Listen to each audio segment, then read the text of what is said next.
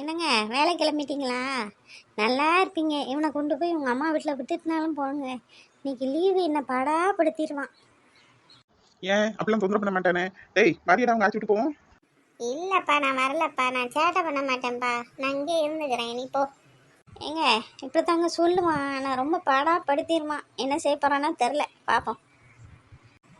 டேய் போய் குளிடா, குளிச்சுட்டு சாப்பிடவா. சரிம்மா, போம்மா வரேன். டேய் தம்பி, அம்மா ஒரு சீரியல் பார்ப்பேன்டா இந்த டைமில், அதை வைடா. போம்மா, அதெல்லாம் வைக்க மாட்டேன், நான் கார்ட்டூன் பார்க்க போகிறேன். சரி, நினைக்க எவ்வளோ கஷ்டமாக இருக்குது.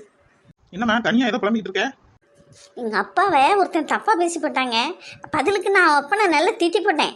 ஆனாலும் என் ஆத்திரம் அடங்க மாட்டேங்க. ஒப்பனை மண்டை உடைக்க மாட மாட்டேன் நான்.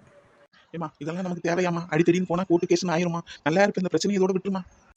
அப்படிலாம் விட முடியாதுங்க, அப்படிலாம் விட முடியாது.